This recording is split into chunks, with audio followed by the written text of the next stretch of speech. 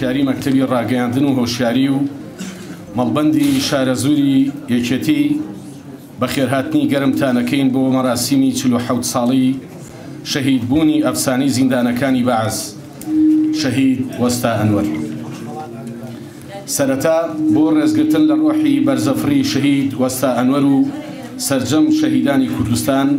با چەند ساتێک بە پێوە بوەستین.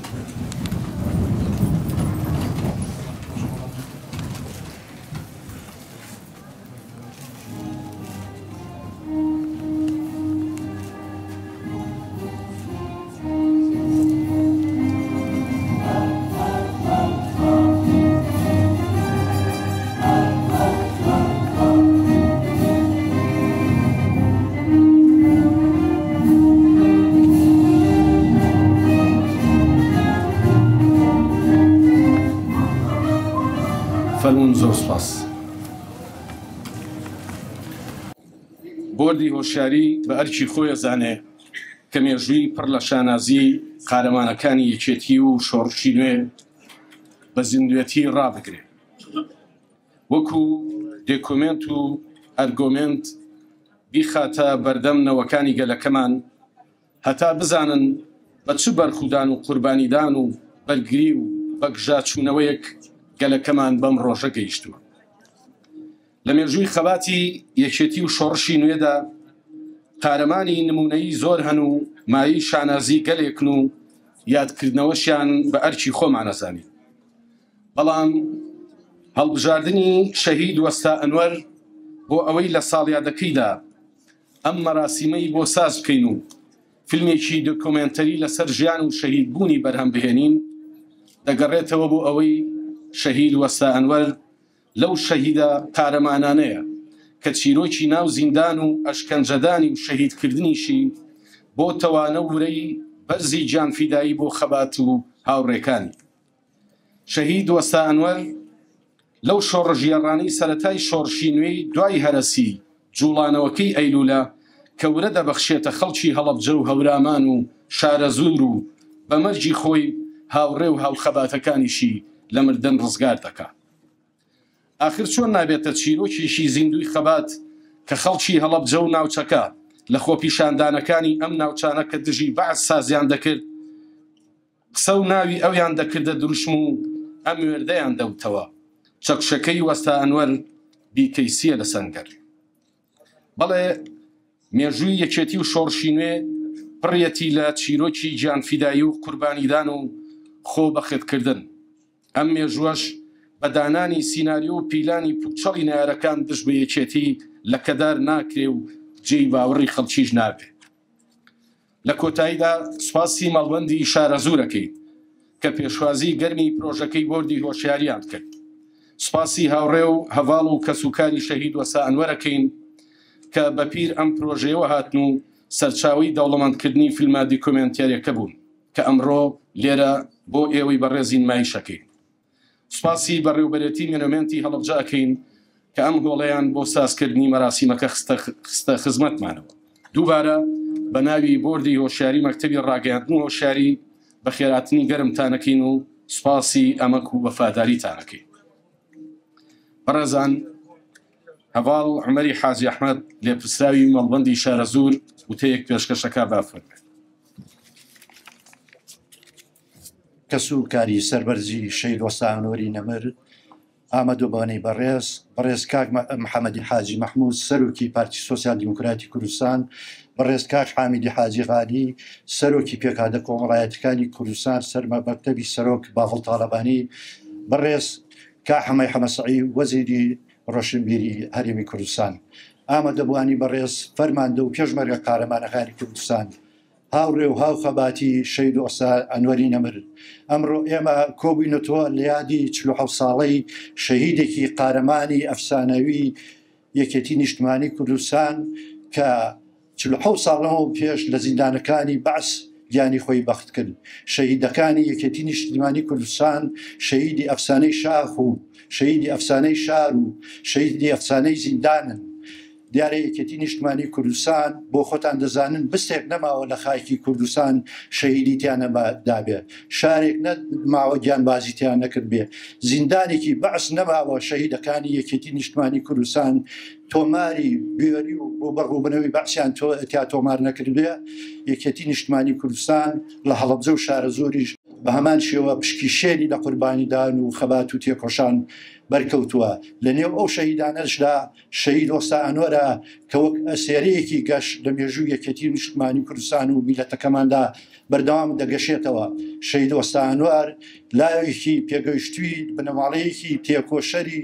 شۆڕژگێڕ و خەباتگێڕ و کەمیۆنەی کوردستان بوون کە ئەو بنەماڵەیە بە خەبات و تێکۆشانی خۆیان ئاگردانی شۆڕشی نوێی گەلەکمانیان جۆش داوە یەک لەوانە شەهید ئۆستا ئەنوەر بووە کە هەر لە سەرەتای لایەتیدا لە ڕێی بزودنەوەی کریاکاریوە تێکەڵ بە سیاسەت و بیری چەپ بووە و لە حەفتاکانیشا تێکەڵ بە کۆمەڵی مارکسلێنینی بووە و لەگەڵ کاکە عەلی نەمردا شێخ عەلی نەمردا پێکەوە حەلەقەکانی کۆمەڵەیان دروست کردووە و لە دوای نەکسەی 75 چەندین پێداویستی شۆڕش و پیتاکی شۆڕش و چاپەمەنی و تەقەمەنی و چەکیان حەشار داوە بۆ سەرهەڵدانەوەی شۆڕش بەڵام بەداخەوە شەهید ئۆستا ئەنوەر بەهۆی زماندانی هاوڕێیەکی وە زوو دەستگیر دەکرێ و بەعس بە قافڵەیەک هێز و عسکەری دەچنە سەری ماڵەکەی و دەیگرن شەهید ئۆستا ئەنوەر لە زیندان نەک پارێزگاری لە هاوڕێ و هۆسەنگەرەکانی کرد بەڵکو بوو بە نمونەیەکی زیندوی مێژووی گەلەکەمان کە تا دنیایە دەتوانین چیرۆک و ئەفسانەی لەسەر باز بکەین و بەگیانی خۆی پارێزگاری لە هاوڕێ و هۆسەنگەرەکانی کرد شەهید ئۆستا ئەنوەر و بنەماڵەکەیان هەمومان قەرزاریانی چەند خەبات و تێکۆشان بکەین هێشتا نابێتە قوربانی دانی ئەو بنەماڵە بۆی لێرادا ئێمە ئەم کۆڕەمان بۆ گرتۆ و سوپاسی ئامادەبوونی ئەوەی شەکەن بەخێر بن سەر چاومان سپاس بۆ هەواڵ عومەر هەڵۆی مامۆستا شێرکۆ بێکەسی شاعیر قەسیدەیەکی بۆ ئۆستا ئەنوەر ئامادە کردو بە فەرمی پێشکەشی بکە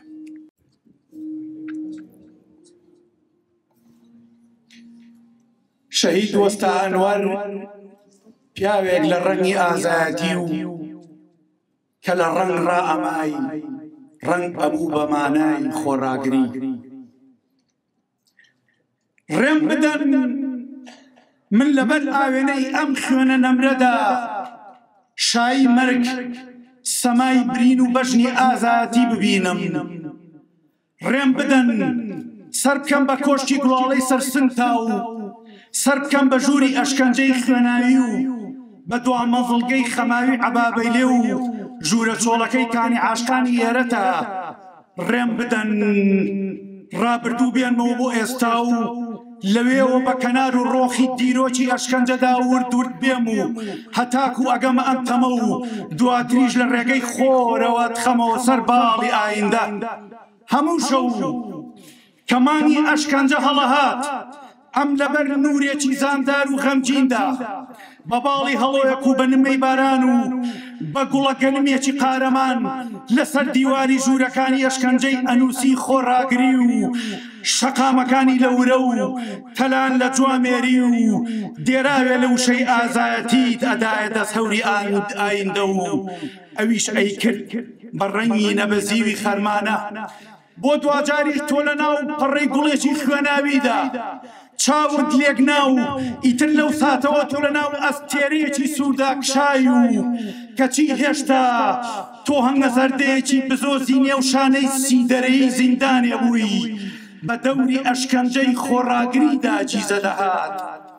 تۆ لە بەرامبەر زرگ و شمشێر و چەقۆکانی دوژمندا گوڵاڵەیەکی خوێن لێ ڕۆیشتی بەر پەنجەرەی هەیئەی کەرکوب بوویت و خۆشترین بۆنی دوا ڕۆژت لێ هات تۆ لە چاوی ئازایەتیەوە پڕیشکت هێنایەوە نێو چاوتەوە و تۆ لە گیانی خۆڕاگریەوە بەهارت خواست و هێنایەتەوە ناو گیانتەوە ئازایەتیت لە هیوایەکی چڕی هەمیشە ڕوو لە خۆر ئەچوو خۆڕاگری لە ژووری قولاپەکاندا بەردەوام ئەو گوڵ خەندەرانە گەشە بوو کە نەرمە پێکەنینێکی فێنک ئەیلەراندەوە و لە نێوان لێوەکانیشدا وەختێ بای خەندەیەکی خۆڕاگریت هەڵیە کرد و زاری ئەقلیشانەوە ددانەکانت دوو ڕیز مرواری بوون و چوون پەڕەسپیەکانی گوڵە هەرمەیەک ئەبریسکانەوە لەبەر چاومانی کانی عاشقانی ئێوارانی تو ناڕەویتەوە تۆ ئەو ئازاتیە بوویت کە هەر بە تیغی پێکەنین لە گوناهی بەرامبەرەکە دەدا و خۆڕاگریت فێر ئەکردن و هەر بە وشەی کون لە جەرگانە بوو چاوت بەرەو ژێر ئەکرد و چاوی خۆشت لە بەرزیدا برشنگدار و تۆ جوامێری و ئازاتیت لە پاژماوەی بنەمۆمی هیچ کەسێکی تر دروست نەکرابوو تۆ لە تێڕامانی ئەشکەنجەی ژووری هەی ئەو لە پرسیارێکی هەمیشە زیت و لەسەر پێ ئەچویت یان لەو هەڵۆ باڵ خوێناویانەی بەدەن و پوش لە دوای پوش هەڵئەگرێ بۆ دروستکردنی هێلانەی خۆڕاگری بۆ هاوڕێکانت تۆ ئاکاری ئیعترافکردنت لە فەرهەنگی خوێنی هاوڕێکان تا سڕیەوە من هەمیشە لە هەموو نووسینەکانمدا ئەمە ئەڵێمەوە ئەم ژیانە وەک خەونێکی کورد و نمایشێکی بێهودە و تەمەنێکی دەم ژەبای پاییز تەواو ئەبێ بەڵام ئەوەی تەواو نابێ هەڵوێست و خۆڕاگری و ئازاتی کەسانی وەک تۆیە پیاوێک لە خەیاڵی ڕوون و ڕەوان وەک زنەی بەرهەتاوی چۆستان پیاوێک وەک بڕوا کەڵەگەت و وەک هەڵوێستەکانی ئاشکۆمەند وەستا ئەنوەر تۆ بۆیە نامریت چونکە ئاکارێکی ئازا و پەیوێکی بەردار و مێژوێکی بەسام و چرایەکی ڕووناک و تێڕامانی ئاگرێ بووی بۆ هەڵەبجە بۆ دوژمنەکانت ناوی شەهید وەستا ئەنوەر و شەهید ئازادی مەلا و شەهید موهەندیس ئەحمەد ئاڵاخی و هاوڕێ شەهیدەکانیان لەگەڵ هەتاودا باخە و باخەگەڕێ با لە شاری عەدەمیش بن هەر لەسەر شانۆی ژیانمان لەسەر سەکۆی شەهیدانی هەڵەبجە دێن و ئەچن ئەگەر ئەو ڕووبارانەی وەک شەهید ئەنوەر نەبوونایە لوزەوی فوارەی مزجێنیمان نەئەبینی و ژیان و بەرخوردان باوەشیان بە دەشتەکانی شارە زوور و هەڵەبجە و کێوەکانی هەوراماندا نەئەکرد هەر بەژنی خەباتی تۆ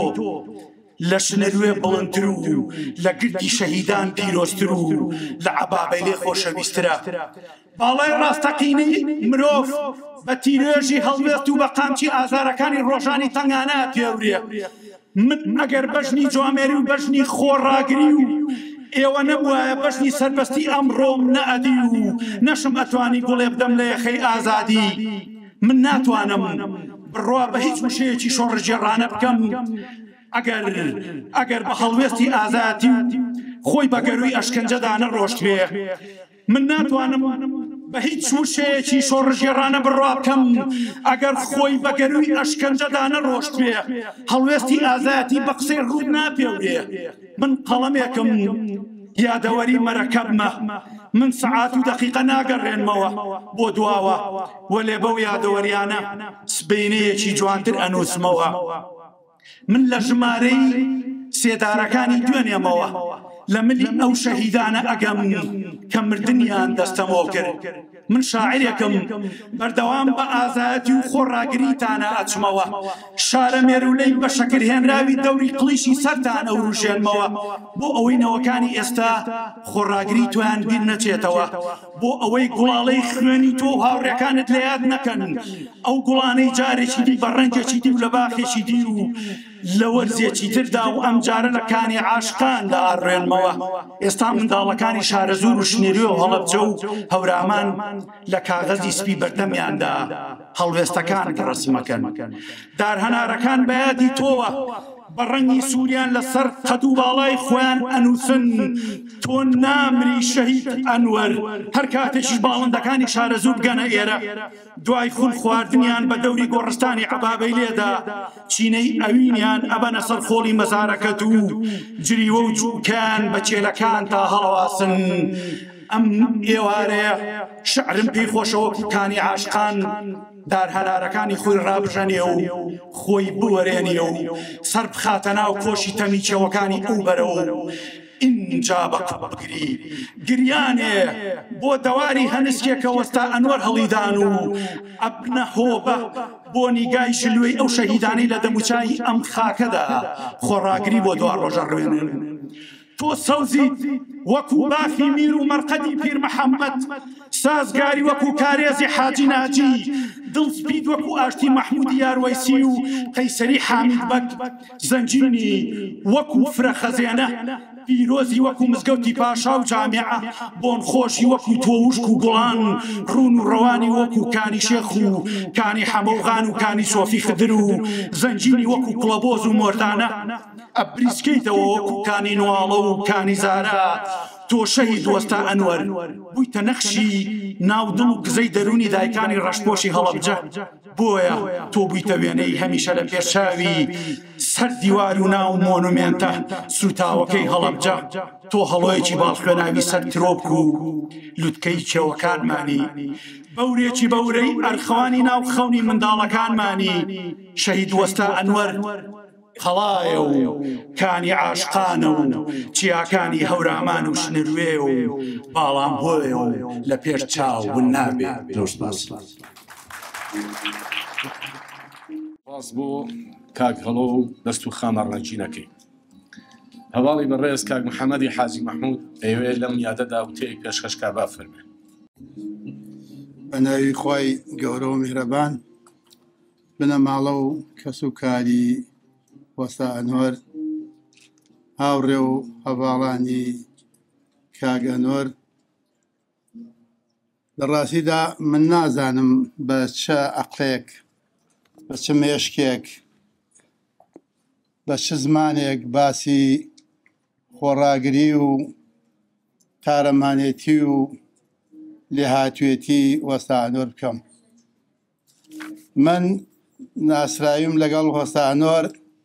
ئەگەڕێتەوە بۆ ئاخری ساڵی 75 لە ڕێگەی کاک مەحسینی مەلاحەمەمین و کاک حەمە ساڵح. ئەو کات وەستا ئەنوەر لە قەفەری خەریکی دووسێ دەواژن بوون، چایان کردەوە. لێەوە من کاک وەستا ئەنوەرم ناسی، واتە پێش کاک شەعەلی وەستا ئەنوەرم ناسی. ئەو کات لەگەڵ کاک حامیدی حاجی خالی و لەگەڵ هەموو ئەو هەڤاڵانەی ترمان کە پێکەوە بووین. دوایەوەی کە وەستا ئەنوەر لەگەڵ ژمارەیەکدا گیران، ڕۆژێک ئێمە لەگەڵ کاک شەعەلی لە سوورێن دانیشتە بووین، کۆمەڵێک نامەیان بۆ هێناین. نامەکان دوایەوەی خوێندیەوە کاک شەعەلی دوو جار نامەکەی خوێندەوە و نامەکەی دا بەدەستی منەوە. نامەکە خوێندمەوە، باسی خۆڕاگری و تاوانەکانی ڕژێمی بەعەز دەکات بەرامبەر بە وەستا ئەنوەر و خۆڕاگری وەستا ئەنوەر لە ناو زیندانی کەرکووکدا چۆن توانوێتی هورە بە زیندانیەکانی تریش بدات. باسی وەکە کە سەریان پارچە پارچە ئەکرد و بە گوێزان مێلوورەیان تێ ئەکرد و نەیشانێڵا دەستکاری بکات بە بەرچاوی ئەوانی ترەوە. بەڵام دوایەوەی کاڵدەکەم خوێندەوە، کاک شەعەلی سەیرێکی کردم، تی شۆڕشە قوربانی ئەوێت ئەوەش هەر ئەبێت و ئەمانە ڕوەدات، هەر ئەوەندەی وە دیتری چیتری نەوت. واتە خۆڕاگری وەستا ئەنوەر لەگەڵ هاوڕێکانی بە تایبەتی ئەو هەموو بەرگریە و لە بەرامبەر دوشمندا بەڕاستی وانەیەشی گرنگی فێری هەمومان و هەموو لایە کرد کە خۆڕاگری لە بەرامبەر تاوانەکانی ڕژێمی بەعەزدا. واتە شۆڕش و خەبات و تێکۆشان و فیداکاری بە دڵنیاییەوە ئەگەر وەستا ئەنوەر و وەستا ئەنوەرەکان نەبوایەت، باوەڕ ناکەم ئەمڕۆ ئازادی و دوور لە چەکمەی ڕەشی داگیرکەران ئێمە بەسەرمان بردایەت. بۆ ئێمە پێمان وایە یادکردنەوەی وەستا ئەنوەر واجبێکی نیشتمانی و نەتەوەیی هەموو لایەکە. بۆیە دەستخۆشی لە ئەو بەڕێزانەکەین کە هەڵساون بە یادکردنەوەی چونکە یادکردنەوەی ئەو تێکۆشەرانە، یادکردنەوەی ناساندنیان بنەوەکانی داهاتوو وا تێنەگەن کە ئەم هەموو ئەوەی کە ئێستا هەیە هەروە خۆی بۆ خۆی ڕوویداوە و هاتووە و دروست بووە بەڵکو بە خوێنی وەسانۆر و سەدان هەزاران شەهیدی قارەمانی ئەم خاک و نیشتمان و میلەتە بەدەساتووە وێ لێرەوە سڵاو بۆ گیانی پاکی وەسانۆر بۆ کەسوکاری سەربەرزی بۆ هەموو هاوڕێ و هەڤاڵانیان یەرم و شاد و سەرکەوت و سەرفراز بوو.